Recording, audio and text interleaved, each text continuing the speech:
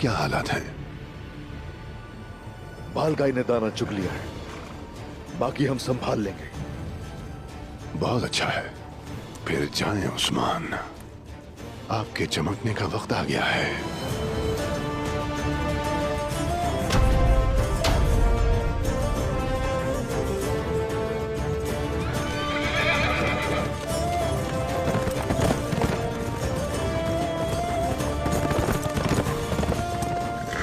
चलिए ताकि दरिया और पहाड़ आपके साथ साथ चल सके उस्मान।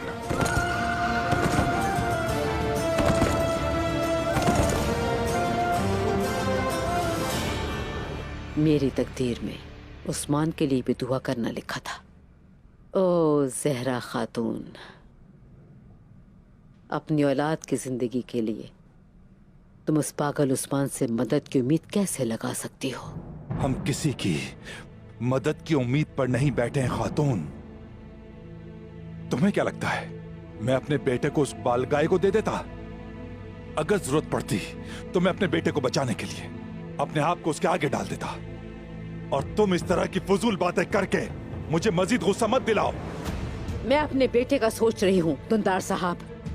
इंशाल्लाह उस्मान इस मसले का हल निकाल ही लेगा, लेकिन अगर वो ऐसा करता है तो पूरा कबीला उसे एक सरदार की हैसियत से देखेगा। सोचो उस दिन आप क्या करेंगे? क्या मुझ पर चिल्लाना बंद कर देंगे?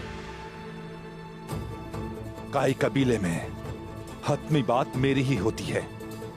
उस्मान भी ये बात अच्छी तरह जानता है। उस्मान ने एक गिराह लगाई है और अब वही उस गिराह को खोलेगा। बच्चों को चिरगों और सरदारी का नहीं पता,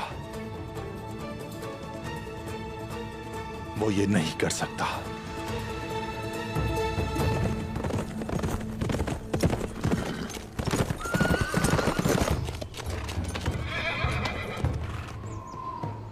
उन्होंने तुम पे काफी तशद्दुद किया है, हाँ? जी बिल्कुल, तशद्दुद किया है और उसका फायदा हुआ है। और सिद्दीक बनना इतना आसान नहीं है। सही कहा। वहां सूरत हाल क्या है?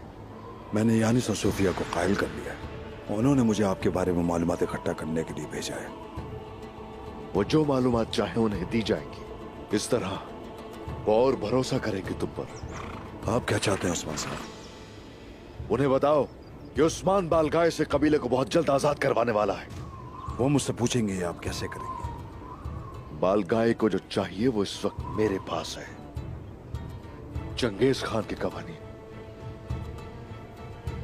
जब ये पता चलेगा तो वो तो परेशान हो जाएंगे। परेशान लूमड़ियों का शिकार आसान होता है। चलो ठीक है, जाओ और जैसा तुमसे कहा है वही करना।